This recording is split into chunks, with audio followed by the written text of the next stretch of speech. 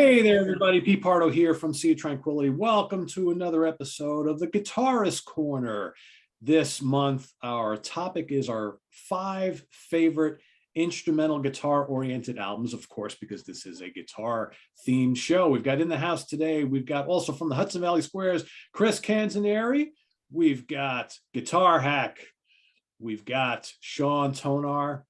And our buddy from the West Coast, formerly from the East Coast, Mr. Jim Bacchi. How's everybody doing, guys? All right. Great. Good, man.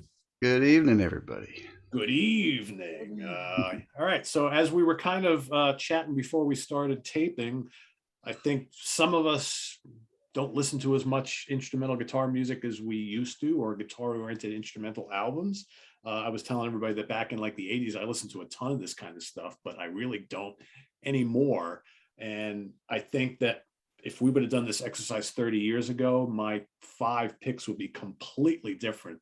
And now I look at the 5 I picked out and I'm like, that's totally the antithesis of what I was just talking about with the whole shreddy type thing. But I'm interested to see what you guys have come up with. So we're going to go Chris, Hack, Sean, Jim, and myself, and we'll go round and round and round until we get to our number 1. So Mr. Cans, will you start us off with your first selection of the day?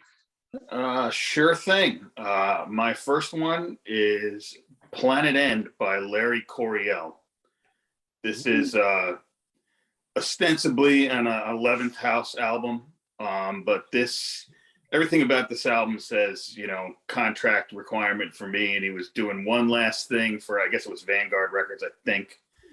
But this one's got, Chick Corea and Billy Cobham and John McLaughlin is on a couple tracks. And it's just, typical, I think it was like 74, 75, typical jazz fusion from that time. But just a particularly good album to me. Larry, I can't even tell if it's Larry or John in some of the spots. It's so similar at times, right? Yeah, and but they're just blasting back and forth at each other. And it's a fun album. It was one, I probably would have written it off if I hadn't, listened to it before I knew everything about it. Because it's kind of like, well, he was ending that whole 11th House project and moving on for other things and just had to do this one last thing. But man, he saved the best for last, in my opinion. Yeah, so, technically it is a Larry Coryell solo album. So, yeah. And it's funny, you bring that up and you talk about him and McLaughlin going back and forth, and it just makes me realize I forgot an album that I might have even included in my top 5, that album with Carlos Santana and McLaughlin, Love, Devotion, Surrender. Oh, yeah. That's a blazer. Yeah, I might have. Shred Fest. I forgot all about it, yeah. Well, that's okay. I mentioned it here, so there we go. Yeah, all right, cool. That's a good choice. I totally forgot about that one. Yeah, I have that in my collection. That's a good one. All right, Hack. What do you got? Yeah, like I don't listen to a lot of this stuff. I, like you said, back in the day, Satriani kind of opened the floodgates, and then I was listening to a lot of that stuff back then. But so what I did is these are 5 records that I'm familiar with that I really, really dig from 5 guitarists that are just off the charts, and 3 of them I've seen live, so I can tell you in person they're incredible. But the first one I got on my list, and this is not going to be one of his more popular records, and I get that, but when I started listening to the guitar instrumental stuff, this was the first of his records that I grabbed, and I still kind of dig it. And it's Jeff Beck, Guitar Shop. So that came out in '89, and heavy Strat. He was playing the Strat at that point. Not a lot of shredding, a lot of songs though, really good songs, really good compositions on this. There's a shuffle on this, Savoy. There's a nice reggae thing, Behind the Veil, big block, straight ahead rocker. He's got some beautiful melodies. There's a song on here called Where Were You, which is really, really pretty, really nice. He shows a lot of restraint in this, but I mean, he's doing all the Jeff Becky things, the kind of weirdy, kind of bendy things. He was just, I guess at that point, he was just kind of starting to do that maybe with the Strat. I'm not a Jeff Beck aficionado, so I don't know for sure. But just a really cool song, a really cool album, a Slingshot. The only thing that about this record that it suffers a little bit, the time period, '89, it kind of has that 80s, that 80s sound to it, and the drums and the keyboards and that. But that's the first Jeff Beck instrumental record that I listened to. And I still kind of dig it to this day. So that's my number 5. Terrific. Good pick. Yeah, that album kind of was a step forward for him when it came to technique and stuff. All that bar work he was doing really kind of went to the next level around Yeah, that time. was that the first? Was that when like the first record that he kind of started? Well, I Because I think don't he know was. when he switched to Strats and he started doing that. Was that the I'd first say one? through the '80s he was dabbling with it, but he really took Yeah, it to the he next did a level. little on Because- Flash, but not a ton. I think it was Yeah. Guitar Shop where he really. And there's some stuff where he he'll hit one harmonic and bend it and play a whole melody, woo, woo, woo, woo, woo, or whatever. And it's just like, how does anybody do that and do it so beautifully in tune? It's not easy. You won a Grammy for that album too, if I remember correctly. Yeah, great cover too, where he's in the shop working Yeah. on the guitar up on the lift, because he loves to work on cars. So it's kind of the perfect cover for one of his records. Did anybody get to see him on that tour? No, it was a few years later when I saw that. But that was the one where he was on tour with Stevie Ray Vaughan, right? Yeah, I caught that show at the Garden in New York The City. Fire and the Fury. Who was who? They both were amazing. That was a great night for both of them. Beck opened the show up, and then Stevie played, and then Beck came out, and they jammed together for like a song or two at the end. And then like less than a year later, Stevie was gone. So yeah, kind of bittersweet, but a great, very memorable show. And that was the only time I've ever seen Jeff live. Cool. All right, awesome. Sean, you're up. I'm going to go with something that came out this year, actually. It's my favorite fusion album of the year, and it's also totally instrumental. Have you guys heard of a guy named Lyle Workman? Oh yeah, Great album. Yeah, guitar playing fans, check him out if you haven't. There's some great videos of him playing songs at Abbey Road with the full orchestra. He managed to go over and track all his strings for this album over there. And he's also got a stellar lineup of drummers and bass players as well, including Vinnie Colaiuta, who just gracefully dances through this 15/8 thing like it's nothing, of course. I think on the title track or one of them, I can't remember now. So anyhow, it is called Uncommon Measures, and I highly suggest it. It's a beautiful record. It's got the sophistication of a great 70s fusion album, but with kind of a modern angle. And Lyle is just an amazing lead player. I mean, and the way he orchestrated everything you hear. I mean, it's just great stuff. Highly suggested. Check out a tune on YouTube called Noble Savage. Totally super catchy, and then he throws in these Zappa-esque lines out of nowhere and doubles them with the orchestra, and great stuff. I had never listened to him before, and I got that album sent to us to review on the channel, and one listen in, and I was like, holy cow, like, where's this guy been my whole life? Really good. I highly recommend it. Really good stuff. And if you are not familiar with his previous career, folks, he started doing a lot of studio work back in the 90s. He was in a group called Bourgeois Tag that Todd Rundgren produced, and then they went on to be his band on the Nearly Human album, which he came out with in 1990, and went on tour with Todd. Amazing band that he had that year. And Lyle's also on Spilt Milk from Jellyfish. That song, New Mistake, that George Harrison-esque double slide harmonized solo, that's all Lyle. So yeah, check him out. Great player. That Bourgeois Tag, he wrote their one big hit, that song I Don't Mind At All. It was a big hit in the 80s. I don't know if you guys know that song. I know it kind of after the fact. I Don't mind at all. It sounds like McCartney wrote it. It's amazing. Yeah, and also, if you're wondering, Pete, where he's been, the soundtrack to I Love You Man, the soundtrack to Superbad, he's a soundtrack guy. He does tons of soundtracks. 40-Year-Old Virgin, tons of all incidental and soundtrack for a lot of those Judd Apatow films. I'm friends with him on Facebook because I'm such a huge Jellyfish fanatic, and he played on Spilt Milk, and he's incredible. He is, and this album is really informed by his soundtrack work. It's like an instrumental fusion album informed by somebody that does soundtracks. That's why I think he couldn't just settle for a regular 5-piece band. He had to have a whole orchestra to kind of flesh out his ideas. It's definitely, there's a lot of moving parts on the album. It's definitely like a piece of art for the most part. Well, it's just like it reminded me of those great records from the 70s. It's just like people don't make these kind of records anymore very often. So Yeah, this is a winner, definitely. cool, good choice. All right, Jim, what do you got for us? Okay, so my fifth choice is, and I don't love the entire album, but the songs I do like on it, I really love. And this is a 70s Jeff Beck record, and it's probably an obvious choice, Wired. Sure. My older brother had it, and I used to listen to his copy. And, it's amazing because you never think a keyboard player could have such a signature sound, but Jan Hammer is on this, and he's so obviously him. But like the song Lead Boots and narrative Michael Walden, just an amazing drumming. Lead Boots and the songs Come Dancing are just two of my real favorites from that record.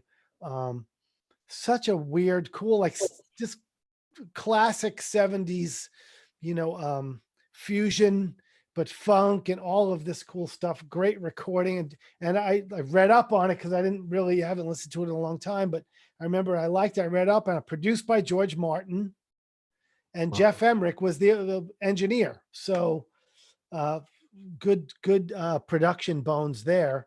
And it sounds amazing. It's just like that song Come Dancing has just such a great groove to it. And, he plays really bizarre, crazy guitar on this. So, and he looks cool as hell on the record cover. It's like, my brother had this record, and I used to put it on and listen to it. I'm like, man, this is cool. So I was like, again, full disclosure, I didn't listen to a lot of instrumental records growing up, which is weird because I have 6 instrumental records of my own that I have out in the world. I have an instrumental band for the last 15 years. But for some reason, when I listen to rock, I always like to hear the vocals. I probably should go back and find some of them. But like you said, Pete, a lot of the 80s instrumental records were just, shred-a-thons. And a couple of them were good, but a lot of them were just too much of the shreddy thing for me. I'm a song guy. So anyway, so for my number 5, it was Jeff Beck, Wired. So Who doesn't love Wired? Classic. exactly. And for the record, Jeff Beck still looks cool as hell at 70 some odd years. I know, it's ridiculous.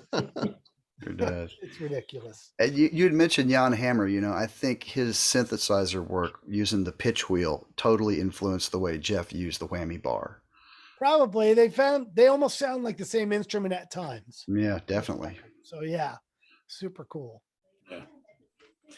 All right, my number 5. I almost forgot about this one. I was like, I got to include it because I love this guitar player. And to my knowledge, this is the only album he ever did like this.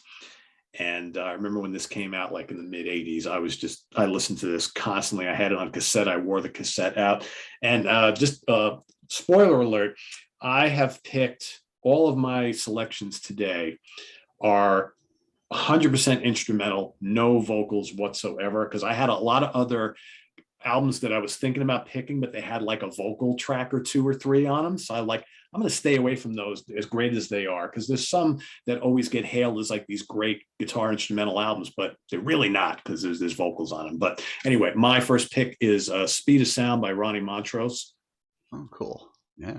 Amazing album, an amazing tone. And if you followed Ronnie all throughout his career, I mean, he did all these, very cool albums in the 70s, played on other people's albums. And this is the only time he ever did something like this. I mean, great guitar work in Gammon and Montrose and everybody else he's appeared with, but nothing like this. Thick, beefy tones, catchy, memorable songs, really moody stuff. I mean, it's not a very upbeat instrumental album, but just so good. He uses a variety of guitars. He uses a little bit of MIDI guitar and guitar synths on here, but love it. I played this to death, and I listened to it today, and I was like, it's still really, really good. So Speed of Sound by Ronnie Montrose. First selection of the day. Cool. I gotta get that one. You've heard it though, right? No. Oh, you are gonna love it. Cool.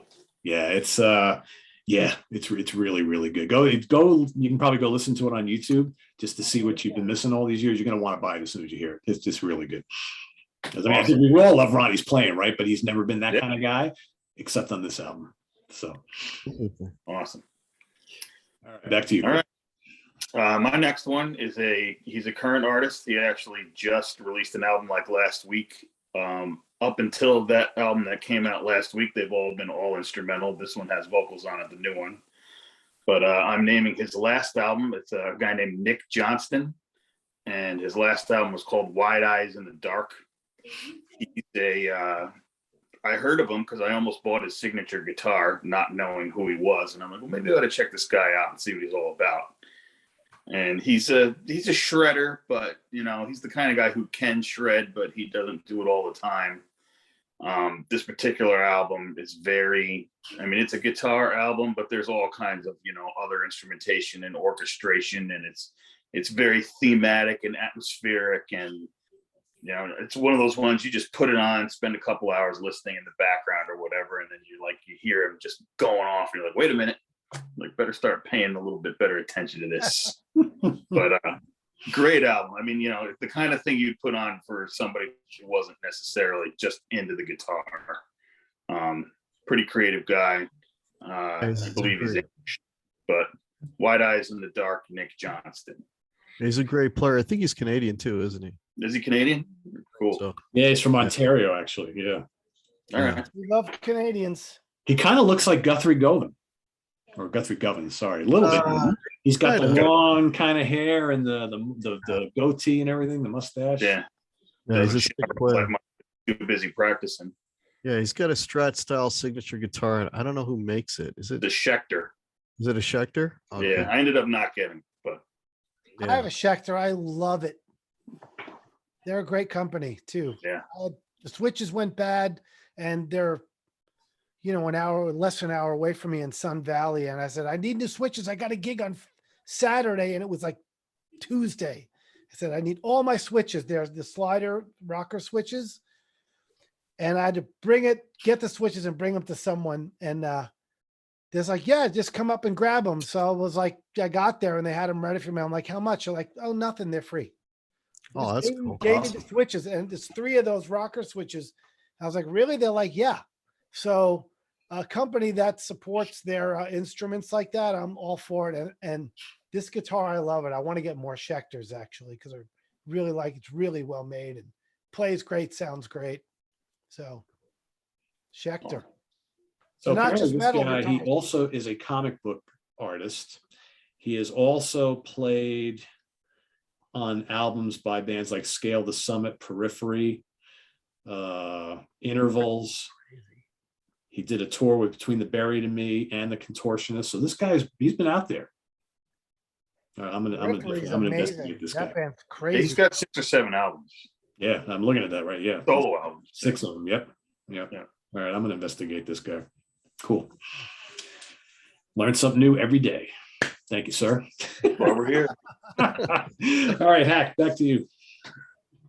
So this guy, I saw this guy live at Cosmo, which is like the best music store we have, and they actually have a full-blown theater, and this guy was playing, and he had was what I remember the most about it is they had a pickup band kind of backing him, and I remember the poor drummer just could not keep up because this guy's stuff is really intense. I'm talking about, actually, speaking of Guthrie Govan, I'm talking about Guthrie Govan. Man, the guy's an absolutely sick player. The record is Erotic Cakes. I mean, that is just an absolute killer album. Came out in 2006. This guy's got such a, there you go. This guy's got such a huge, massive musical knowledge, and he just fires through. Like, you listen to any of his tracks, it's like, okay, it starts off, okay, you're thinking it's a rock track. Okay, then it goes prog, then it goes jazz. Then it's just, the guy's just weaving his way through all these styles, just unbelievably. He's got everything. He's got the melodic sense. He's got, like I said, the whole library of music. And, he's got the incredible sick chops, but not, again, it's chops like you're talking about the shredding, back in the day. But this guy's stuff is interesting. It's not shredding for the sake of shredding. It works for the song. And I mean, that whole album is killer. I mean, anything you listen to on that record, pick a track, like they're all great. And he's, and then he does some really really cool acoustic stuff on a song called Ner Ner. I think that's how you pronounce it. But yeah, just I mean, you want to hear a guy who can just seamlessly go through a bunch of different styles and just so technically perfect and musical at the same time. Yeah, can't say enough about Guthrie, man. He's got to be probably one of the top 5 guys out there, I'd say, right now. I mean, that's what I was just going to ask. Could he arguably be the greatest player alive right now? Or Yeah. if not, he's top 2, 3, right? Yeah, for sure. He's super flexible. He can play about any style convincingly. Exactly. And he understands jazz as well. So it's not like he's just kind of stuck in the metal shredder world. I've seen him playing giant steps and all kinds of wild stuff. So yeah. And then of course, great playing on those Steven Wilson albums. I mean, some of the best solos I've heard on any modern prog. Yeah. And those Aristocrats albums. Oh yeah. That's what a trio. Yeah. Insane player, man. Absolutely. And to see him do it live in person, you're kind of like, oh my God. It's like so many oh my God moments, man. And it's funny because I grabbed one of his signature style Charvels, and you know what? I didn't sound anything like Guthrie. I don't know what happened. Why not, man? Come on. What? Get your money back. Yeah. Good looking guitar though. That's a beautiful guitar. Yeah. But yeah, Chris, we had an opportunity to go see him at Daryl's house with the Aristocrats, like right before COVID. And I didn't go. I was like, I'm still kicking myself for that. Yeah. I won't miss that next time if they come back. No, he's sick. Really you good. can actually go to Daryl's house and watch shows. Yeah. It's like 40 minutes from here. Every week. Yeah. Almost every week. That's too cool. Yeah. And Daryl's never there, is he? No. Yeah. Just his house. Yeah. Cool. That's cool though, man. Yeah. That is cool. Okay. At the Bearsville Theater. Yeah, that's here too. Yeah. There's always somebody awesome at the Bearsville Theater. Always. And I can just Wow. walk never been there either. Something in the water up that way. Must be. Yeah. People want to play in New York. Yeah. So my number 4 is an album that I read about in Guitar World back in the early 90s. It's a trio of players that often play 3-part harmony. And it covers from country shred to fusion to gypsy jazz, a little bit of metal, I guess, all in the record. And the way they trade off solos and stuff is really compelling. And I'm talking about Will Ray, John Jorgensen, and Jerry Donahue, also known as the Helicasters. If you guys saw their album back in the day called Escape from Hollywood. But I highly suggest checking out a tune on YouTube just for starters to get a taste for it called Inspector Gadget, which is just insanely fun. And that's what it was. It's like a lot of these metal-y shred albums always seem kind of serious and gloomy. And this isn't like that. This just kind of makes you laugh out loud at some of the licks they play, some of the crazy country banjo rolls, lightning speed that fly by. You're just like, how the hell do you do that?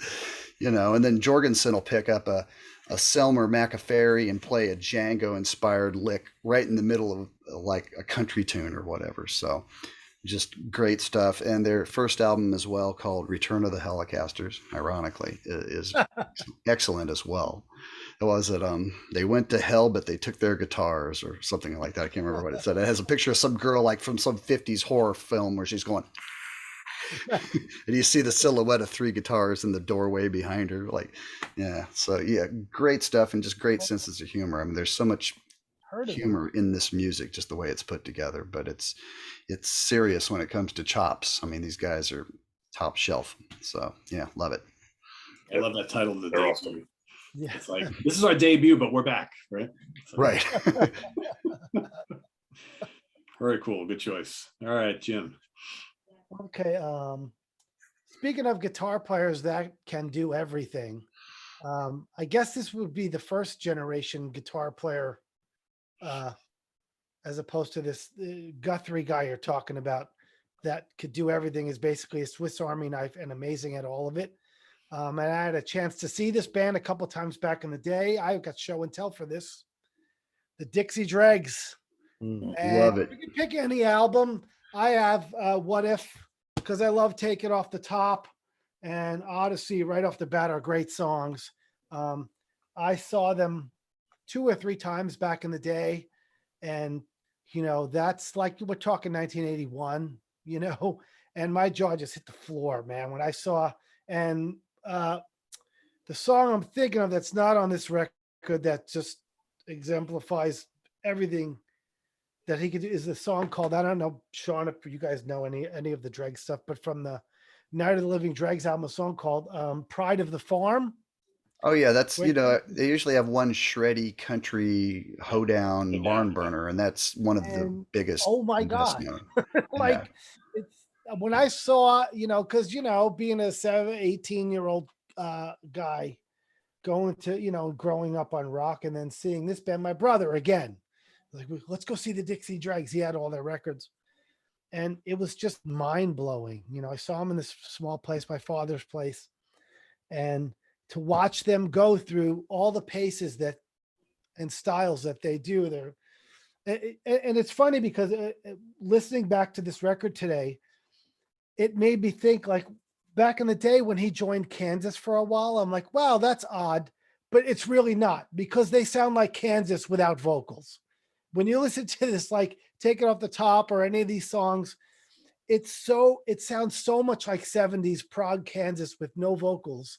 It's scary. It's like, and I don't know who came first. They were at the same time. So it's just stylistically, they were just so simpatico in terms of just the way they wrote and arranged and the style, the progressive kind of with violin. But Steve Morse is to me, in my mind, probably the greatest living guitar player because he could do all this stuff. And he plays in Deep Purple right now, so I'm going to go with the What If album, but you could pick any of those early 5-6 Dixie Dregs records. You got Rod Morgenstein, you got Andy West. They're all amazing.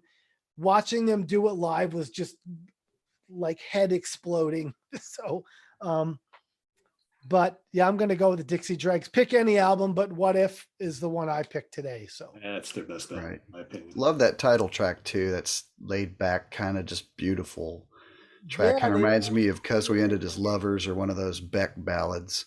yeah, Really just nice stuff. atmosphere, and then they're shredding, and then they're doing country, and then they're doing prog, and they're doing jazz, and like just on a dime. It's Classical too, he'd break Yeah. out a 6-string nylon string and Yeah. play the most beautiful Baroque kind of finger pick stuff, and it's just like, what can't this guy do? He's superhuman. He's Yeah, and I think the classical element is kind of what ties them to Kansas. I think both of them have, their rock music with a classical underpinning in many cases, and that's why that stuff's and that Southern thing, Oh yeah, that kind of Southern thing too. It's such a weird how it all just mixes together and completely works.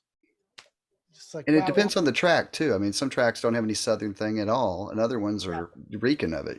So they go a lot of places. Yeah. I mean, there's a reason they were on Capricorn Records, right? That's where all the Southern rock bands were. So Yeah, Allman Brothers, Sea Level. Marshall Lots of Tucker. Yeah, great but ones. when I listened to it today, I was like, oh, this sounds so much like Kansas at times. It's so weird. I was like, I never put the two and two together, but those early Kansas records and this just have such a like similar sound and style to them. I can't believe at the time I didn't recognize the similarity, like him going to Kansas. Like, wow, he went to Kansas, and then you listen to like, of course he went to Kansas. It's the perfect, after Livgren left or whatever. It makes total sense. But the weird thing is, so he joins Kansas, Robbie leaves, so now they have no violin, and the music on Power and the next album are a little more mainstreamy sounding than the old stuff. I mean, Right. imagine if Robbie would have stayed and Yeah. with Morse. And, Yeah. And Steve could have written the kind of music he did for the Dregs. yeah, You get little glimpses of it. That tune Musicato is probably yeah. about as close as you get, but the rest of that era is like the best Survivor you ever heard. good. But it's good, but it's like, that could have been. It's like the record company was leaning on them hard for hits. Oh, yeah. It's 1986. Which is a bummer, because imagine if, like you said, if Robbie stayed and they did that 70s style Kansas with Steve Morse. Oh my Yeah. God. It would be great. Yeah, and I've seen the Dregs like 3 times, and Yeah. I'd be hard pressed to pick a more mind blowing band live than that. I mean, Do every they time I still saw them, I play was kind of like, Do they still play it all now, or? They did a reunion tour about 3 years ago. And that's probably the first time they played together in about 10 or 15 years yeah, almost. at And least, yeah. I think Steve, has had some issues with his hands. I think it was really hard for him to get through that.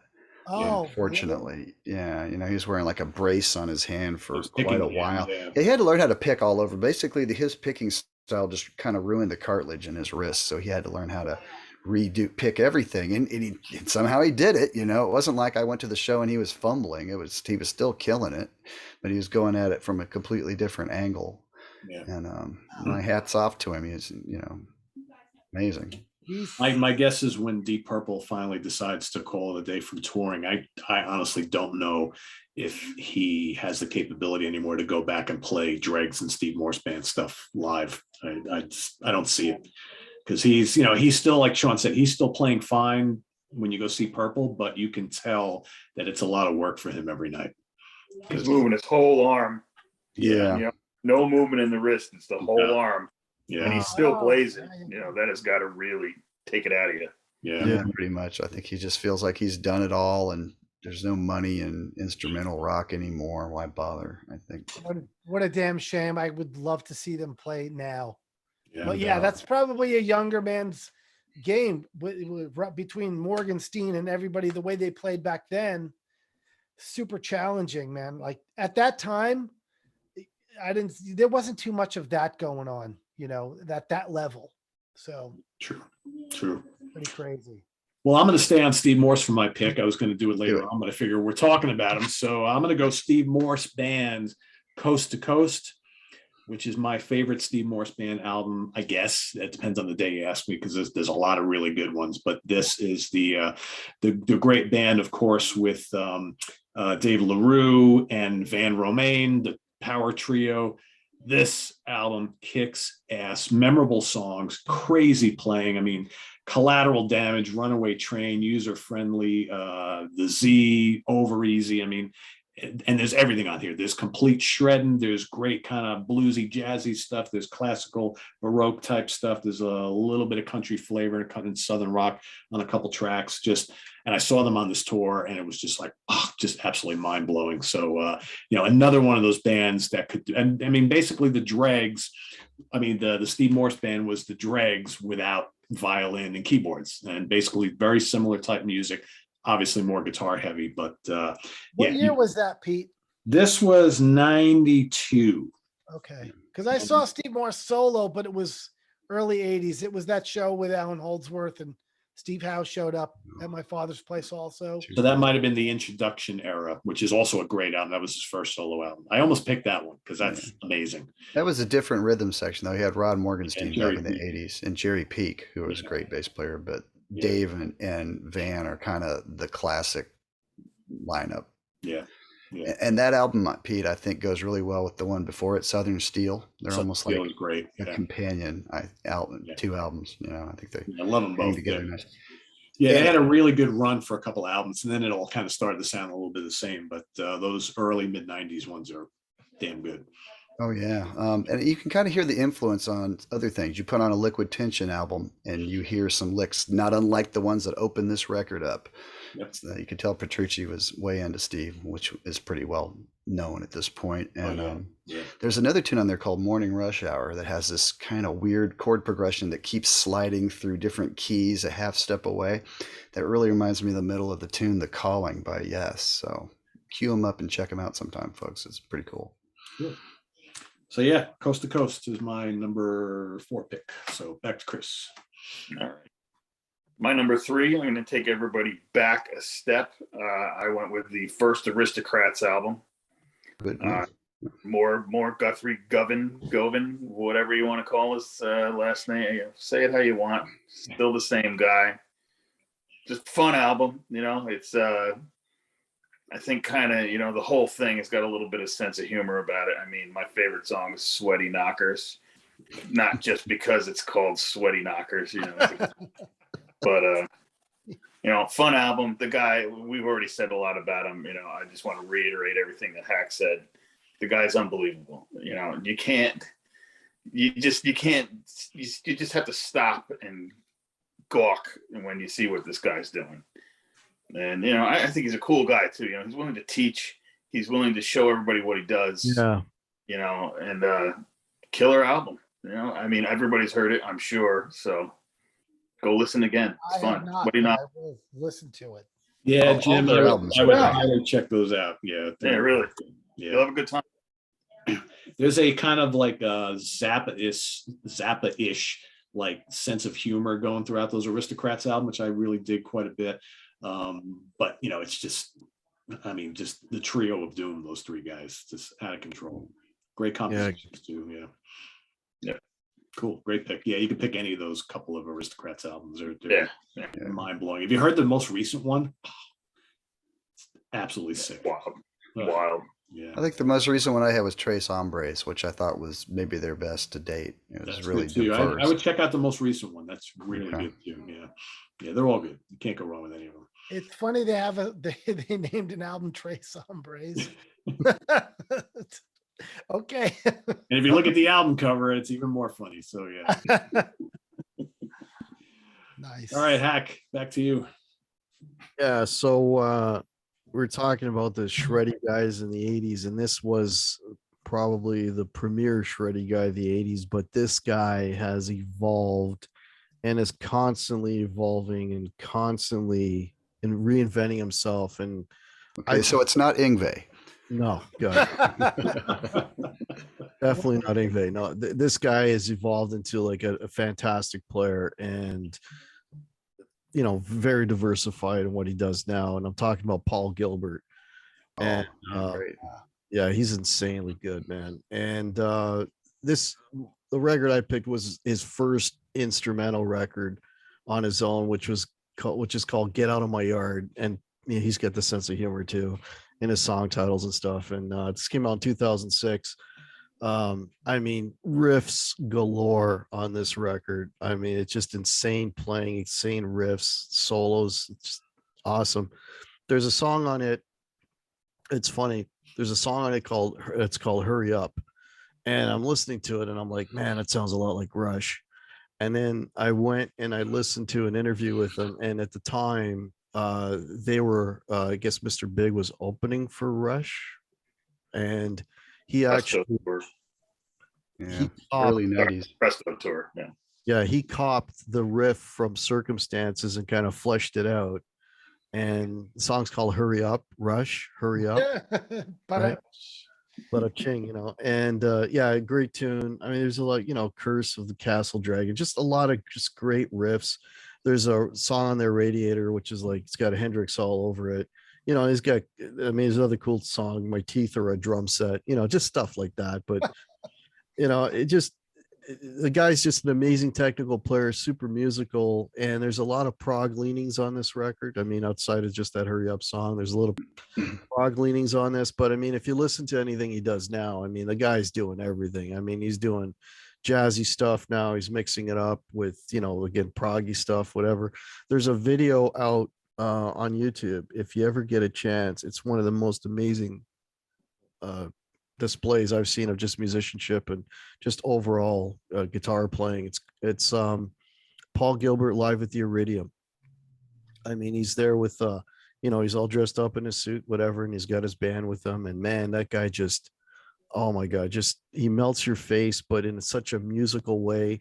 And again, so many different styles and whatever. Like, he's a guy that's constantly evolving and constantly taking his art, and expanding on it. So I got the utmost respect for Paul Gilbert. I think he's amazing. So that's my number 3. My friend Linus plays bass with him, or did play bass with him. I don't know if it's on that record, but a couple of Japan tours.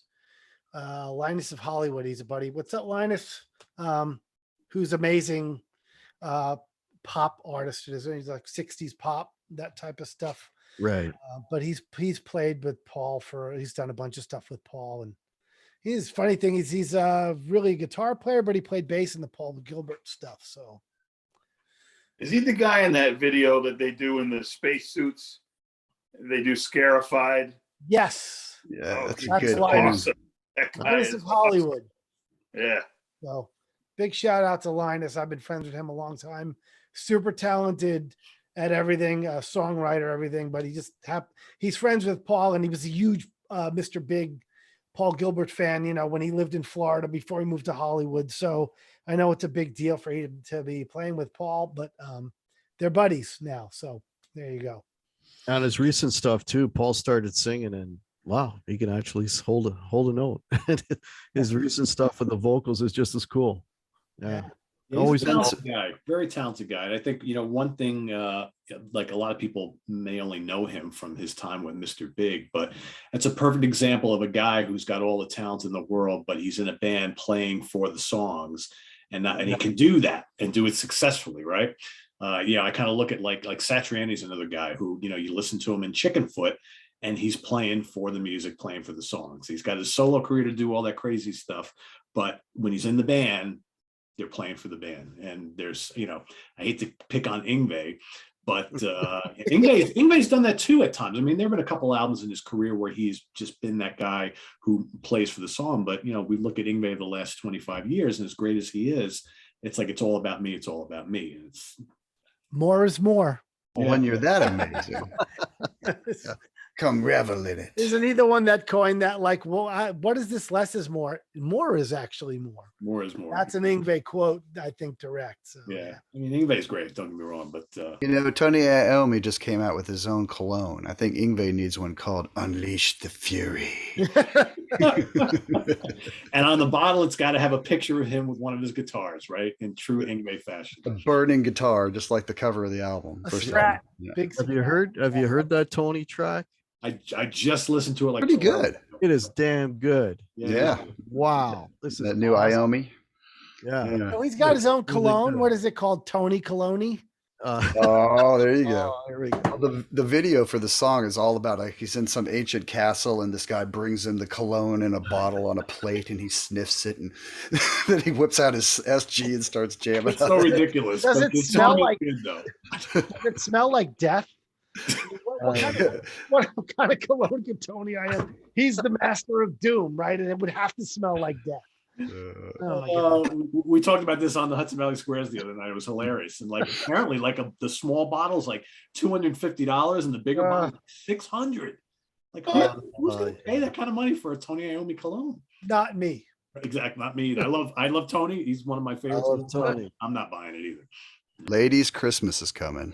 Hook your man up for the metal lover in your house.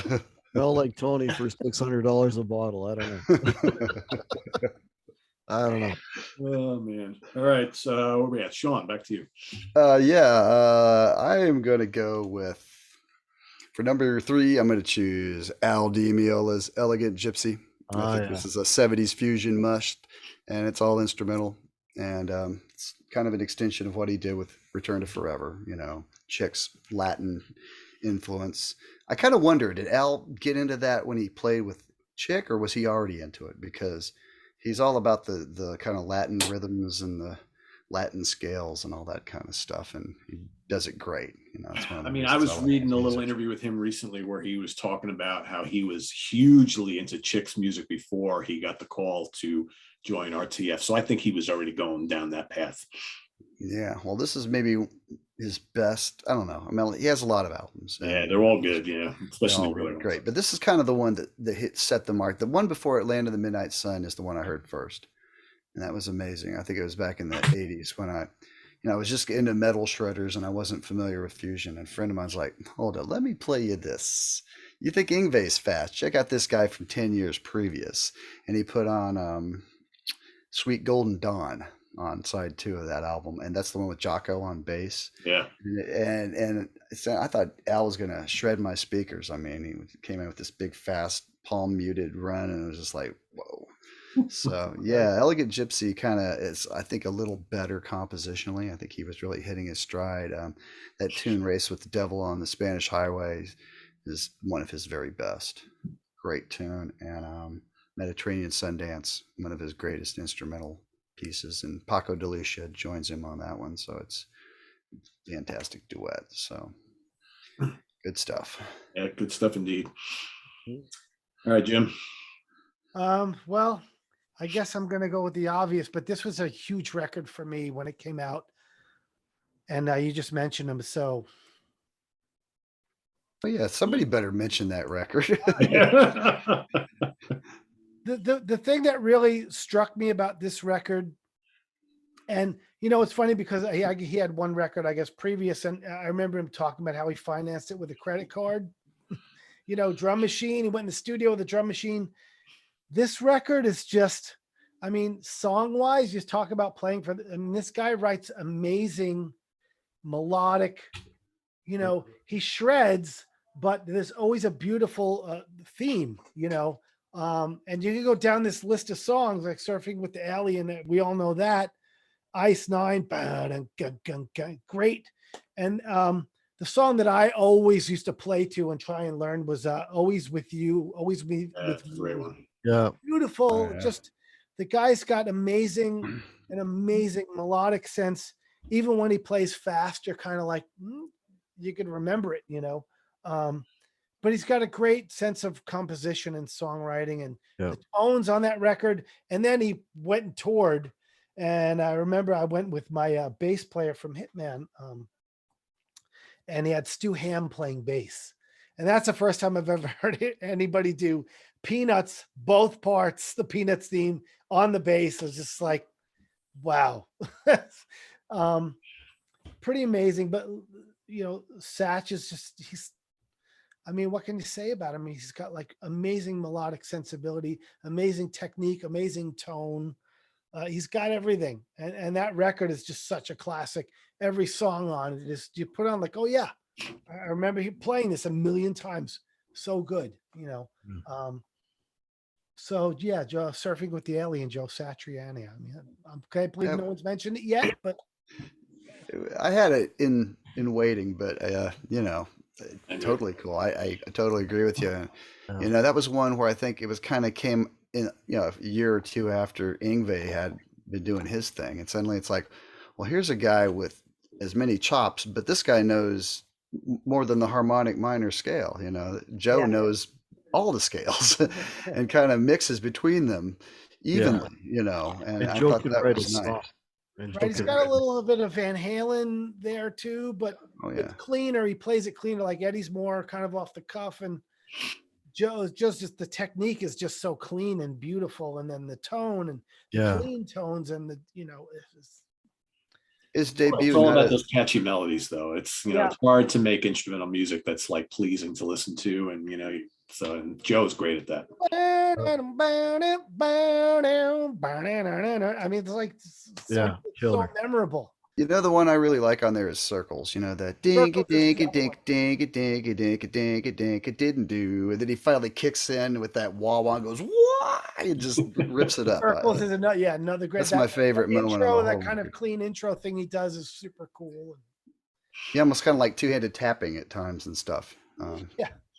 More on Satch coming up. That debut album, Not of This Earth, is really good too. That is good. Yeah, it's a little wackier, but yeah, it's good. Yeah, it's a little more out there. But even when he's playing, a weird scale like the Enigmatic, or he even has a tune on there called the Enigmatic that uses that scale, he manages to come up with a catchy melody, even when he's using something really weird like that. So, it's not easy to do. And Jim, hold on to that CD. It's going to be worth money someday, because now Marvel Comics put the kibosh on having the Silver Surfer on all reissues of this album. So, oh, really? And they reissued it recently, and they had to change the cover. Wow. Marvel was like, "Nope, you're not using our superhero anymore." Fuck it, Marvel. I still got it. That's lame, but yeah, that's a shame, really. But that is a shame. Whatever. I mean, I'm sure the record company paid them lots of money back in the day, or not. I don't know how that works. Maybe that's my the number. they didn't.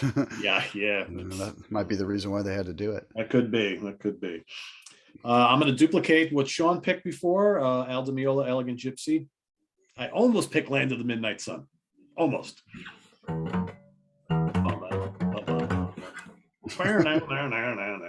Yeah, this is absolutely incredible.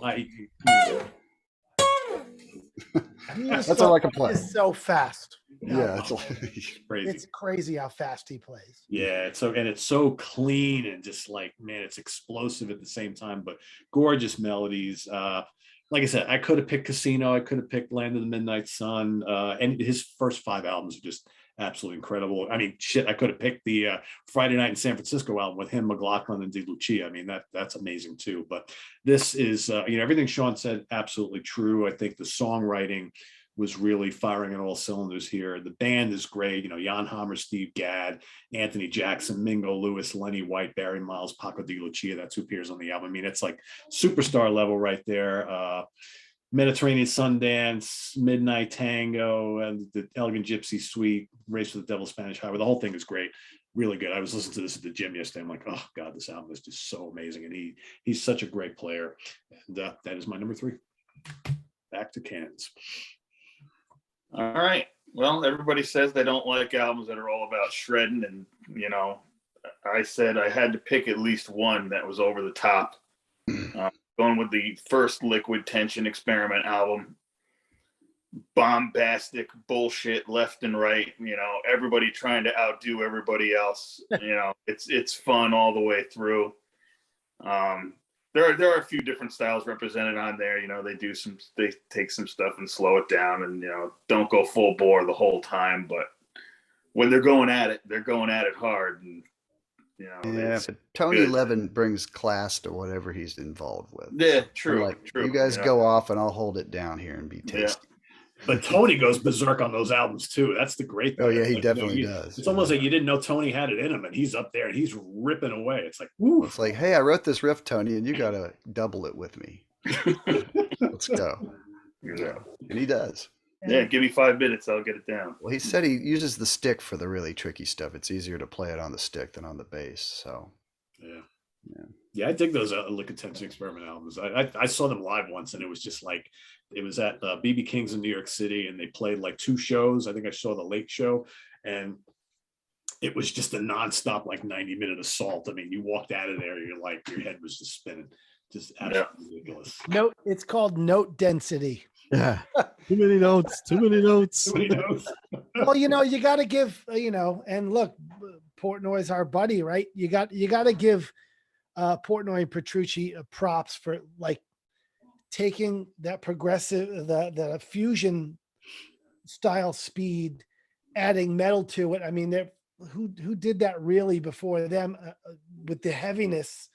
They pioneered, like, when playing like Neil Peart was not cool in the late 80s, whatever, early 90s, or mid 80s, here along comes Dream Theater. It just says, yes, it is, and takes it to another level. I mean, the speed and the dexterity and the precision with those guys play is just, I think they were the first guys to really bring that to and bring metal to it, so you got to give them props for that. What's your thing or not? It's you listen to it and you got to go respect to like how amazing they are and how fast and how precise and whatever. Note density be damned. They're amazing at it. So yeah, props to them for doing that. And I will say those compositions on that first Liquid Tension Experiment album are pretty memorable, I think. They're you listen to them once, you're starting to remember that shit pretty quickly in your head, right? Yeah. Crazy as they are. So good choice. All right, Hack. All right. So my number 2, this guy I saw live and he melted my face. And actually Stu Ham was also playing bass with this gentleman. Just absolutely fluid guitar player, crazy chops. Started off as a rock guy. This was the first record he put out where he said he let his jazz influences in, and I'm talking about Greg Howe, and the record is Introspection 93. Oh my God. What a crazy, it's like you're listening to a guy play fusion. I don't know what he was using, but it was like fusion played on an 80s probably, or an Ibanez, with sweep picking and arpeggios and tapping and all of this, all these 80s techniques apply to that style of music, and the guy's just so fluid and he's just stretching that melody and that harmony and all these different areas, and you're just kind of sitting there going like just mind blown, for I mean the whole record beginning to end. Just I mean, really, this is an album that I would say is basically for guitar players, because not a lot of commercial stuff on here, but if you're a guitar player and you like that style of music and you want to hear it played at like its top level, like ability, this guy absolutely does it in spades. And I saw him live, and oh my God, if you ever get a chance to see Greg Howe, he is freaking believable. I mean, this guy, for me, this guy's like Guthrie level. I mean, this guy's that good, But yeah, that's my number 2, Introspection, Greg Howe. Good choice. Yeah, I've he's heard awesome. from multiple sources that Greg Howe is the guy that most of the pro players cite as one of the greatest players out there today. Oh yeah, oh man, he's like, again, it's so fluid and easy, and it just flows with crazy technique, and it just seems so effortless. So he's got all the technique and whatever, but what he's playing is really cool too. You know what I mean? It's not just, it's the whole package. And and to see him pull that stuff off live, and it's like he's doing it in his sleep. It's like you just kind of scratching your head, man. Is this guy even friggin' human? You know what I mean? They're definitely from another planet, those people. Yeah. Unbelievable, man. Unbelievable player. He's done a couple albums with Simon Phillips in recent years that are amazing, like really, really good. And Simon Phillips, you got to be really good to play with that guy. Yeah. Sick player, man. Cool. He's done some sideman work too. I'm not sure who it was, but Yeah, like Justin Bieber or someone of that caliber. What did he play with Michael Jackson? Did he do some like? No, Because I know he did some studio stuff with some like top tier artists there for a bit. I don't know if Michael Jackson was one of them. Anyways, I could be wrong. I will yeah. look it up while we go move on to Sean. I'll report back. Alrighty. Well, I'm going to choose one that I think next to Surfing with the Alien is maybe the next must-have record from that era when it comes to instrumental rock guitar. And of course, I'm talking about Passion and Warfare from Steve Vai. This is a really inspired record that's an eclectic journey, basically. There's crunchy metal on there, there's funky jazz stuff, Zappa-esque music as well, and just the way he's layered everything on here. It kind of took the ideas that he had on his debut, Flexible, to the next level, conceptually and otherwise. And you might have heard the opening track, The Audience is Listening. There's some vocals on here, but they're not singing. It's just kind of like guest vocalists. Like on that one, it's like his teacher from grade school telling him to get off the desk and be quiet, put that guitar down. And little Stevie Vai. Just great stuff on here. It's just a classic record, and it's got more to it than just your typical dumb shredder record. It's really rather sophisticated while still rocking out. So highly suggested if you haven't already heard that. There's a couple tunes on there I really like. There's one called Blue Powder, and there's a tune called Sisters. That's an instrumental, clean guitar kind of tone that Steve does so nicely. It's slightly Hendrixy inspired. Good stuff. If you haven't already heard it, you probably have. And For the Love of God, for me, is one of the greatest. Of course, the ballad with ever. just like maybe his defining moment as a guitar player, his definitive tune. Yeah. All right, Greg Howe, you ready? He has played and recorded with Christina Aguilera, Rihanna, Lady Antebellum, P. Diddy, T-Pain, Salt and Pepper, and in 1996 he replaced Jennifer Batten as the primary guitarist on the Asian and European legs of Michael Jackson's History. There you go. There you go. Okay. Wow. You got to make a living. So yeah. Well, he's not messing around. Those are some huge names, Yeah. And for those interested in that Simon Phillips project, it's called Protocol. So it's Simon Phillips on drums, Ernest Tibbs on bass, Mauro Ruiz on keyboards, and Greg Howe on guitar.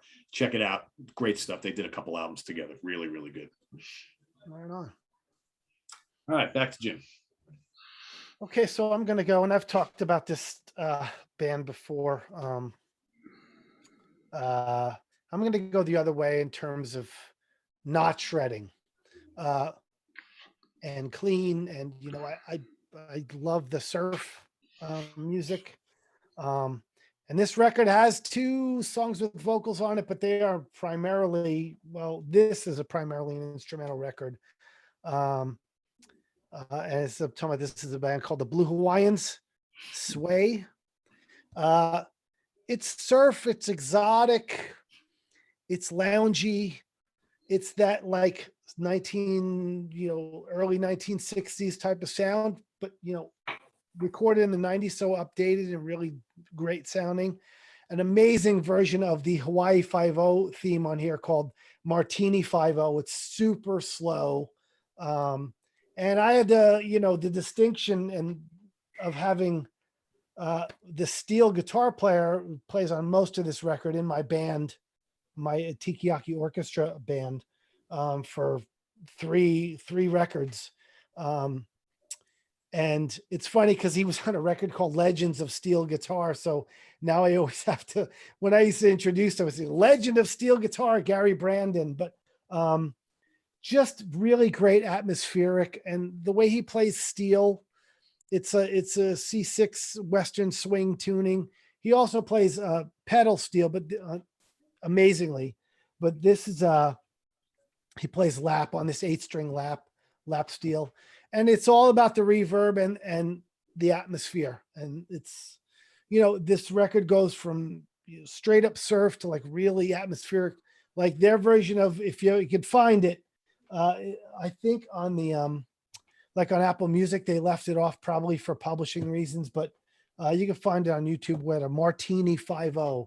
It's just the most amazing version of that song, but it's very slow and super melodic and atmospheric. And, I just love that classic kind of, Fender with the reverb, tank and the whole thing. So the Blue Hawaiian Sway, if you're not gotten into this band, it's great for sitting out by the pool or whatever. Just a great record. So that's my number. I think Hawaii 5-0 might be the first instrumental that I remember really loving. I had the 45. And I guess we should bring up the Ventures for a minute, because in a way, there's like a direct line from the Ventures to Dick Dale to Jeff Beck, Steve Morris, into the 80s. Yeah. It's almost like they were the first ones to take guitars and make great instrumental records, along with their English contemporaries, the Shadows. Yeah. So I think it's important to think Hank about Marvin. that. What's that? Was that Hank Marvin in the Shadows? Yeah, exactly. Yeah. Yeah, That's it's all kinda- about that in the early 60s when the Ventures basically sold more guitars than until the Beatles, because it was all about the guitar instrumental for the Ventures. And they only made 1 record or 2 that were surf. The rest is just them playing whatever popular music was that year. They would do it, on their Mose rights, and they were badass, for sure. They definitely deserve a place here in the conversation. The Ventures, Noki Edwards, who is an amazing guitar player. So, Who did the James Bond theme from the 60s? Dun, dun, dun, dun, dun, dun. well, that Jimmy Page. Who's the studio guy doing everything back then that nobody ever heard of? Because that was Page did that. No, I'm just bullshitting. No, I'm trying to think who wrote it. Was what's the guy's name that wrote? I'm hungry, so I'm starting to get a little loopy. God, I forget who wrote the Bond theme. I should know off the top of my head, but I forgot. You mentioned the Hawaii 5-0 theme. That's another theme, from back then with the really awesome sounding guitar tone. Yeah. The reverb and all that. Yeah. The Ventures, a couple of the seasons was the Ventures, and then they switched it out. But Leonard Freeman, the one who wrote the Hawaii 5-0 theme. It's a great, so many key changes. Try to play it, it just constantly changes keys. It's really cool. Mhm. So Monty Norman wrote the theme. I'm trying to figure out who played guitar on it, though. On the 007. Yeah. I don't know. Oh, that wasn't God, I keep forgetting his name.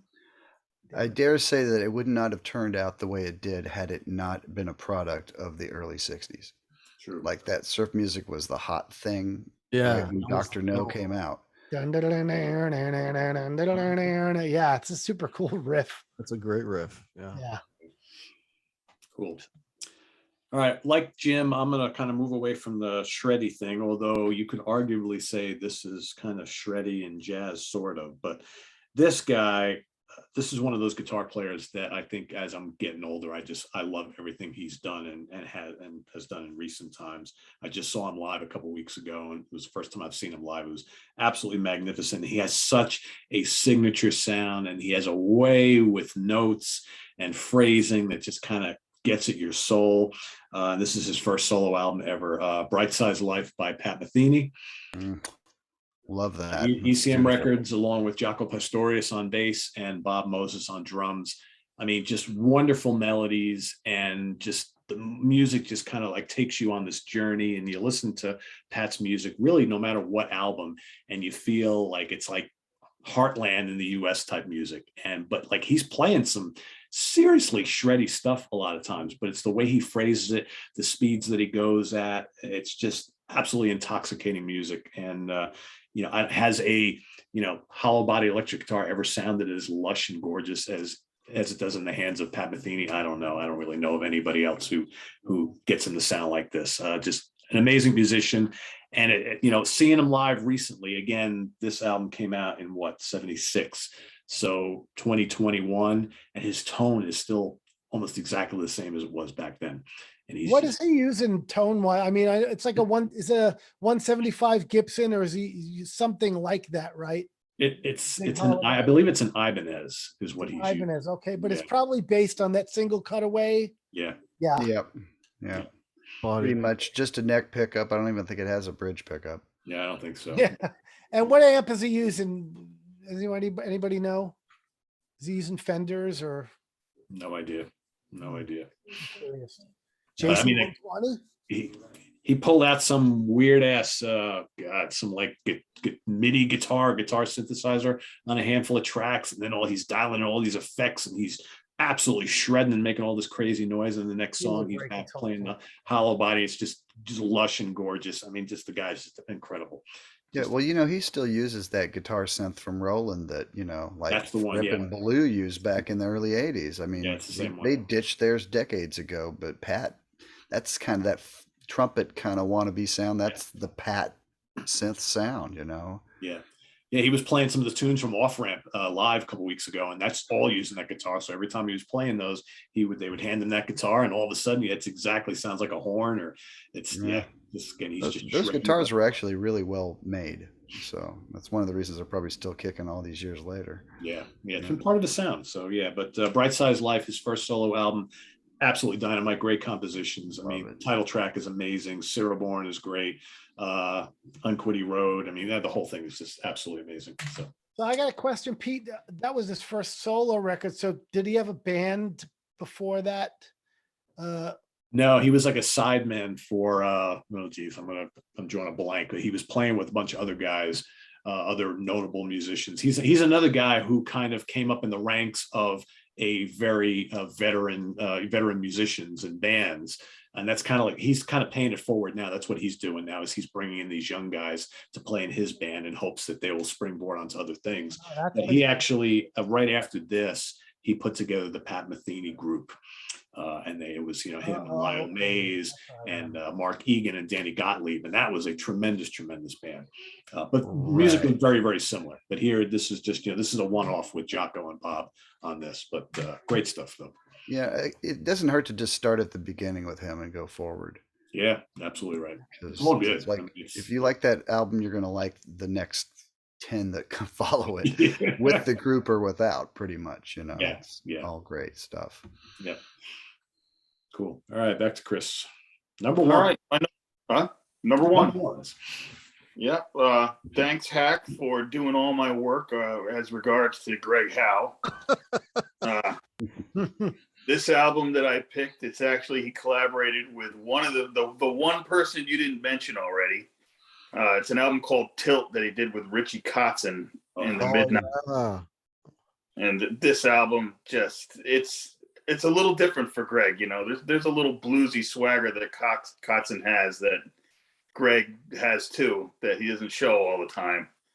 And you know, this is just a bunch of great songs. You know, Greg definitely does bring in some really jazzy modal scales and stuff that let you know it's him. And you know, and Kotzen's another one, completely effortless, just effortless swag, effortless strut style. You know, and it's a super fun album to listen to. Pretty shreddy, you know. I think it came out in '96, but they both great tone. You know, just super fun album. So, Greg Howe and Richie Kotzen, Tilt, and that was my number one. Yeah. It's a great choice. I haven't heard that in a long time. That's really good. Explosive. You know, those guys just trading off back and forth. Yeah, it's good. Yeah, good stuff. It's fun. It's fun, man. Really, the Kotzen is incredible too. He really is. And he's like the total package. I mean, he's got the look. He sings great. He writes amazing. songs. Yeah, I mean, Soundgarden should just call him to I know replace Cordell because he sounds a lot like him. He does, yeah. Yeah. Like, who was that guy? Sexton? Remember, was it Charlie Brian Sexton? Charlie? Charlie, not Charlie Sexton. I think there was a different guy. Yeah, maybe it was Charlie, but good-looking guy, played like crazy, sang his ass off. Charlie Sexton, yeah, he's really just, you know, Kotzen is like his doppelganger, or you know, the next version. And I think he's taken it further than Sexton ever did. But yeah. Cool. All right. Hack, number one. So I got a funny story about this. So my number one, I saw him live, and you know, I'm there with my buddy. You know, we're both guitar players in the same band, and we're all like, we love this guy. We're all pumped to see him. And then we see this guy walk out on stage, and he's in a black t-shirt, and he's got black jeans on and black sunglasses and no hair. We're like, where's Satch? Right? Because there's no internet back then, right? It was like early 90s, you know. This was like Satch decided to shave his head, and then we did the show. Like, so I kind of freaked us out. But the record I'm talking about, you were saying Surfing with the Alien, love that record. But for me, man, my favorite Satch is The Extremist. That album is just absolutely killer. I mean, the title cut is great. You know, I mean, you said a lot of it already, you know, Jim. I mean, this guy just writes amazing melodies, great songs, great riffs, and it's just like some of the prettiest guitar playing or harmonies you've ever heard. You know, like he writes like a vocalist. He writes vocal lines is what he's doing, right? And I mean, the songs on this, I mean, you know, gonna real quick. You know, Friends, Summer Song was a hit on this. There's a song on here called War, which does this change that it just turns into like this craziest. It's a great riff, and then it kind of turns it on its head, and it turns into this just awesome funky groove that just kind of grabs you. You know, and then there's some really nice acoustic stuff on it, Tears in the Rain. It just I put this on again not too long ago, and I was just sitting there, and I'm like, oh my, I just like, oh my god, like just floored me. You know, the guy has incredible chops. He can play anything, but he shows so much restraint when he's playing, you know, in his compositions, because he's all about the song. Yeah, he's all about the song. He's all about getting that across. So yeah, you know, he'll do it when it's required, but he's not going to veer away from that, you know, that melody line, that vocal line that is kind of framing the song. And funny enough, when I saw him, Stu Hamm was also playing bass. that was a hell of, I don't know. I think Jonathan Mover was the drummer. Yeah, on the first lineup. Yeah. You know, and a song I forgot to mention, which is one of his super popular ones, is Satch Boogie. I mean, Sure. Yeah, incredible. Yeah, and those three guys playing together was just mind-blowing. I think I saw it, Pete, at Sundance, and you were probably at that show. I might have been. I lived at Sundance for a while. So. Yeah, it was like 87, whatever Surfing with the Alien came out. What year was this? 87. So yeah, that tour he played at Sundance, and I'm guessing you were probably at that. I think we talked about this. Amazing. Yeah, he's incredible, man. Yeah. Yeah, Extremist is good. Those for his first, like, what, 4 or 5 are really, really good. Yeah. Yeah. Flying a Blue Dream. Yeah, Flying the Blue Dream. Yeah. The Red album, the self-titled one, is pretty cool. That's kind of good different. too. Had a Yeah. different band. He had like Nathan East and Manu Katché. That definitely changed things up a bit, but Yeah. a lot of the songs are right along the lines of what he'd been doing.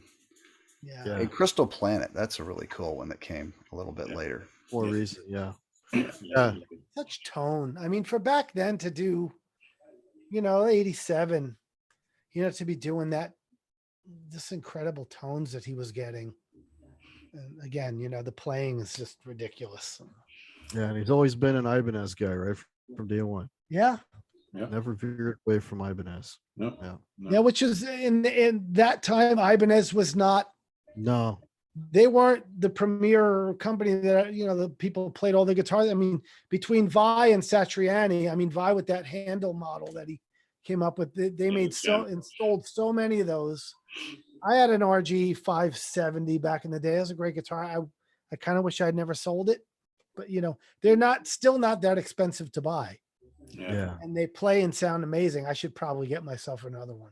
Yeah. The fluorescent yellow 550. I had that for many years. I sold it, a while ago, but it was a really good guitar actually. But it was a pure metal guitar. $600 at the time. I don't think they're Yeah. much more than that now, No. unless you get like the higher end model. But for $500-600, you can get one of those RG, Strat shape, and they got single coil, double coil, the flicker bar.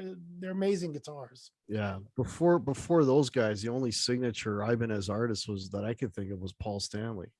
Yeah, the PS10 in like 77. And like Bob Weir didn't. Bob Weir. Bob Weir had it? Okay. Yeah, Steve Miller played an artist, and I think he was an endorser. I don't know if it was a signature model though. I still wish I had my Ibanez 1980, 78, 79 AS50, which was the 335 style, slightly smaller body. That's like a $1,500 guitar to buy now. I think I paid like $300 for it when I bought it new. And I sold it because, I couldn't afford to keep. I had to buy my next one. I wish I still had. There was a Tobacco Burst 335 style. It was a beautiful guitar. Wish I still had it. The ones that got away. Yeah. Lots of them. All right, Sean, what's your number one? These could go in any order really, but how about Sean Lane? Any Sean Lane fans? Yes.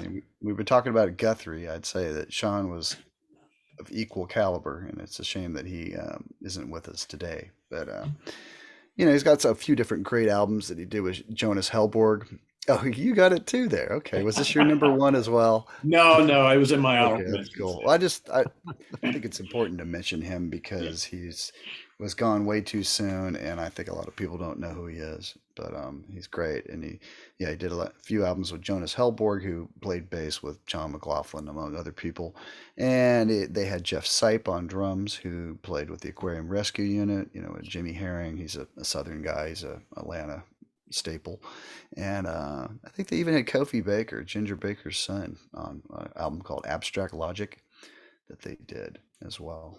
So seek those out if you want. Super hot. He almost sounds like Eric Johnson, but faster. Eric Johnson on Warp Speed, right? Yeah, every bit is fluid and liquid. Surprised. We're going to get comments. I can't believe you guys didn't mention Eric Johnson. So let's mention him right now. I didn't mention one of his because most of his albums have vocals on them. So that's a good point. So he really can't. Yeah. Okay. But I wanted to because I thought Avia Music comment like, but wait a second. There's like vocals on like 3-4 tracks on that. I'm like, over and all that. Yeah. Sean Lane, absolutely incredible. But I think he was on such a different level. Not only his playing, but his composition, the way his writing style was. I think a lot of his music just went over people's heads. Oh yeah. And then he was gone so soon, and I think he only just started to hit his stride. And so, he's one of those guys, just one musical genius taken way too soon. Yeah, some people just burn out really quick, Unfortunately, I think he had some diabetes issues or something that got the best of him.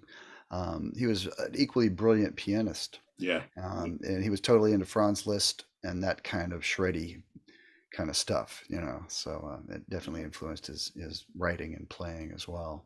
So. Yeah, cool. All right, Jim. Okay, and this could be interchangeable with my last one because it contains the same player that was in my band. This guy Gary Brandon, and he did this record with his son. They only made one of them. They keep threatening to make a second one, but the band is called the Vandoras, and the album's called In the Dark. And my friend refers to the sound of this record as audio heroin because it's very atmospheric and reverb, but beautiful songwriting. And a lot of like really sparse, lots of reverb, different, all clean tones. There's a song that we used to play in here with Tikiaki called Rope and Pineapples, which is kind of a Western Hawaiian Western swing. And Gary, on the lap steel just tears it up. And the last time we played a gig with him a few years ago, I asked, because we used to play the song regularly. And I said, "You want to play Rope and Pineapples?" He's like, "No, I can't play it anymore because it's super it's like Western swing lap steel, but really shreddy." And he's such a good player. But I said, "You want to play that song?" He's like, "No, I don't want to do it. I can't do it anymore." He's like 70 something years old, just incredible. But this record is just, again, if you like atmospheric, you'll clean guitar and just really sparse, great songwriting. They do a Stereo Lab cover on here called Sybil's Reverie. It's a really weird, I listened to Stereo Lab version. I'm like, okay, it's a vocal song. But their version of it is beautiful. It's really melodic. And if you guys like, anybody out there is into, really atmospheric, clean, atmospheric, melodic. I don't know how to describe it. It's a super cool record though. Check it out. The Vandoras, In the Dark. Came out like 15 or so years ago. It's basically Gary and his son, Jeff Brandon, doing everything. So pretty cool. That's my number one. That up. Cool.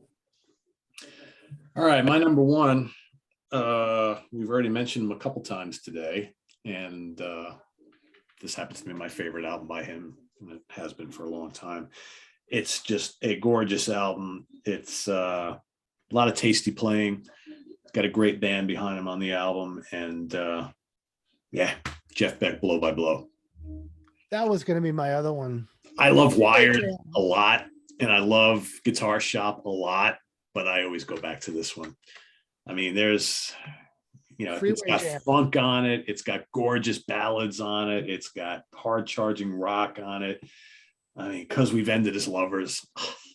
It's just so good. That tone is great. Scatterbrain, Freeway Jam, Thelonious, Goodbye Pork Pie Hat. I mean, you know what I mean. It's so funky. She's a Woman. I mean, it's great. Love his playing on it. There's only one Jeff Beck, and I just, every song on here, absolute home run. And wait, he did Goodbye Pork Pie Hat on that record? Isn't that on Wired too? Oh, maybe that's on Wired. Sorry. Wired.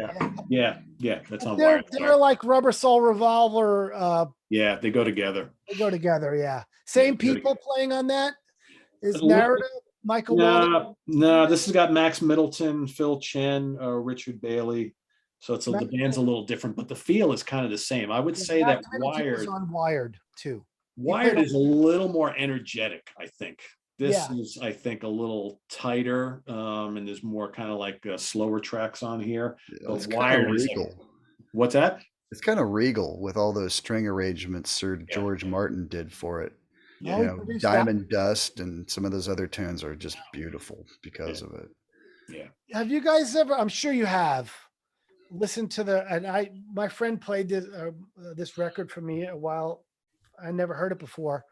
I think it was like a 1970 Jeff Beck group with Cozy Powell. What was that record? Well, there's a few of them. There was There's the one with the Rough and orange. Ready, the Jeff Beck group, Rough and Ready. That Rough was and Yeah, that Ready. must have been it. Yeah. Yeah. Those Oh, are I didn't really realize good. he played with them. Yeah, it was super cool. Like They're like hard Oh, rock and funk. Yeah, that's funk, yeah. yeah. very cool records. Yeah, and it had that. You hear Cozy playing. I was like, yeah, it kind of sounds like Cozy then too. Same big kick drum sound and Yeah, I pretty cool. believe Max Middleton was also on those albums, and yet Bobby Tench on vocals, who Yeah, pretty like good singer. Yeah, the orange album too. I forget what that was called. It has an orange on it. He has an album with an apple on it as well. Yes. Don't get them confused. yeah, no, yeah, because you got the Truth band, right, and then the Jeff Beck band, Jeff Beck group. And Yeah, I think Beckola was the Truth band, the Yeah. second album. That's the one with the apple. yeah, that's a pretty good album too. It's not quite as great as the first album, but it's still pretty good. Yeah, most of those early Jeff Beck records are really good. Check I even Beck- like the Jeff Beck. Beck Bogart Appice album, although they needed a lead singer, but I think the songs are really good. I think Jeff's kind of like the daddy of this instrumental stuff, though. He really kind of paved the way, and then followed by like Morse and with the Dregs shortly thereafter, and then I don't think half of those '80s albums would have happened without that stuff inspiring them. Yeah. Anybody got any honorable mentions you want to just throw out there real quick before we go? Well, I got a few. we've got a few, yeah. Yeah. I'll go first. Okay.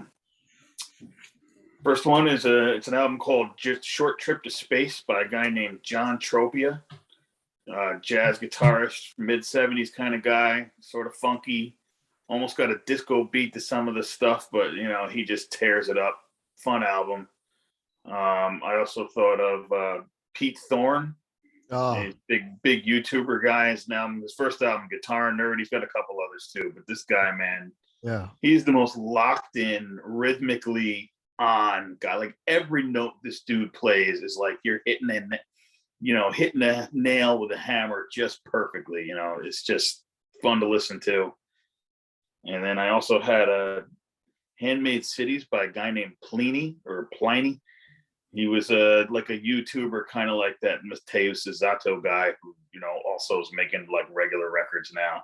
Yeah. But he reminds me a lot of Nick Johnston, actually. Very swirling, atmospheric, big compositions, shredding in the middle. Good stuff. I think it's Pliny is how you pronounce it, but fun album too. Heard that name. Yeah. I got a few suggestions. First one I want to suggest is a jazz fusion guy by the name of Oz Noy. Oznoy. Oh, he's awesome, dude. Yeah, man, he's so good. It's Very good. jazzy, shreddy fusion. Just really tasty stuff. I can't remember the name of the album that I particularly like, but it has a big ball of guitar strings on the cover. I think it's called Fuzzy, now that I think of it. Yeah, he's done a bunch since then. Another one I suggest for the prog fans out there. Oh, wait a minute. Well, this will do. I know it has 2 songs on it. No, your ships are burned and all that kind of stuff. But throw those out, although they're great. And you have one of the best 80s shred instrumental albums, period. I think the Yngwie. Of course, for 70s shred, Intermounting Flame from Mahavishnu Orchestra with John McLaughlin. Absolute must. This is ground zero for shreddy fusion. This is like an atomic bomb going off in your face that makes you smile and go, give me more. Here's another one, Snow Goose. Literally, you can't see shit, can you? Okay, the Snow Goose from Camel, which is kind of a proggy instrumental soundtrack album for a movie that I don't think ever got made. And Eddie Latimer is just one of the most wonderful, impeccable guitar players in all of Prague that doesn't get named nearly as much as Steve Howe and all those guys. Zappa, he occasionally did some cool instrumental stuff. The Shut Up and Play Your Guitar series is interesting and enlightening. So I'd check that out. They're kind of guitar solos that have been taken out of context and kind of run together in a long line. And there's even like a book out there that Steve Vai transcribed. I think that's how he got the gig with Frank, is he transcribed a bunch of those guitar solos. And Frank's like, well, damn, if this guy's this good, maybe I should get him in the band. And my last one, here's an album that was produced by the late great Kevin Gilbert, who's a kind of a 90s prog star that didn't get to stick around as long as we'd hoped, but he had a great guitar player in the touring lineup of Toy Matinee named Mark Bonilla. And he produced this album called EE Ticket, which is, like a ticket at Disneyland for one of the fast rides. So yeah, check that out. That's a really cool record. Oh, one more. Speaking of E, Adrian Belew did a fantastic album with his trio a few years back called E. If you like instrumental King Crimson, this is as close as he ever got to it. It's all instrumental. It's all dissonant and yet melodic and really adventurous. So yeah, check that out. And okay, one more. We mentioned Dixie Drags. I just got to say, this is where it all started for me. Was this album "Bring 'Em Back Alive," That's a great one. which is from early '90s. It's just a great blend of some of their very best tunes. Some of my favorites are on there, like Cat Food, Assembly Line, Odyssey, just killer stuff. So, and a great cover of Kashmir. That's actually how I heard about it. I read a guitar That's right. I forgot that's on there. Yeah. guitar player. It's like, oh, this is a great album. Oh, by the way, they cover Kashmir, and I thought, okay, I'm going to check that out. And it was great. I mean, it's like Morse just shreds over that descending riff completely. It's really killer. But once I listened to the rest of the songs, it was like, oh, forget Led Zeppelin.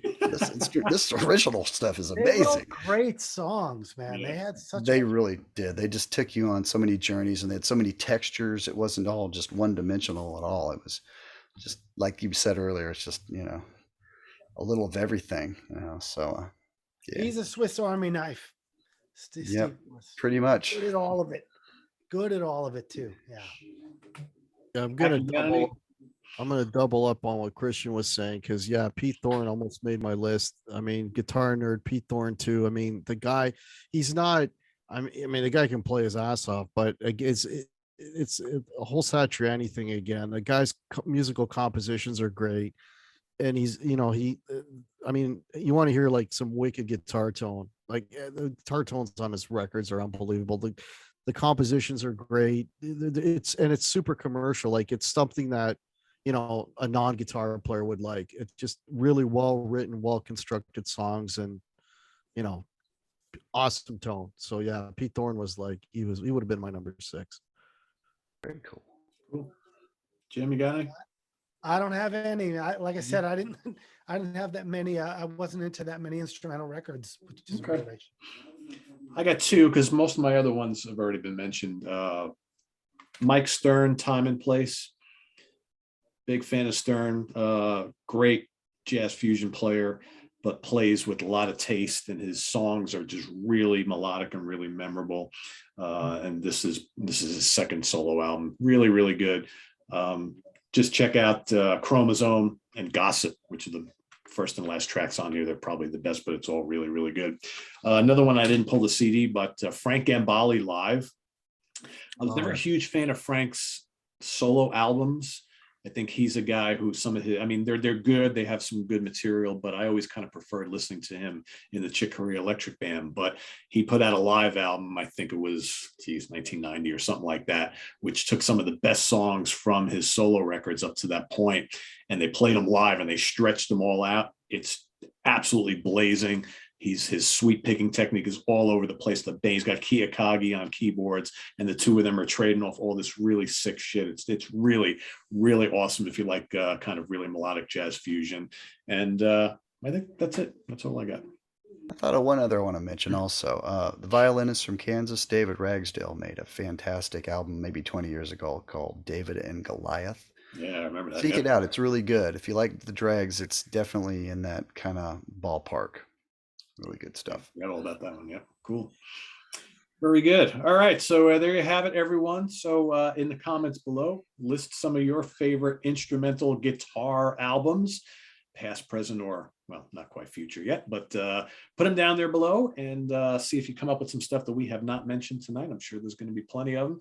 So I want to thank the guys here for doing the homework and putting this show together. So make sure you visit us on the web at www.seatranquility.org. We're on Facebook, we're on Twitter. Of course, we're here on YouTube all the damn time. See you back on the Guitarist Corner Second Wednesday in January. We'll come up with a good topic for all of you. So for Chris Canzoneri and Guitar Hack and Sean Tonar and Jim Bacchi, I am Pete Pardo. Good night, everybody. Enjoy the rest of your week. Take care. Happy holidays. Happy holidays. Holidays.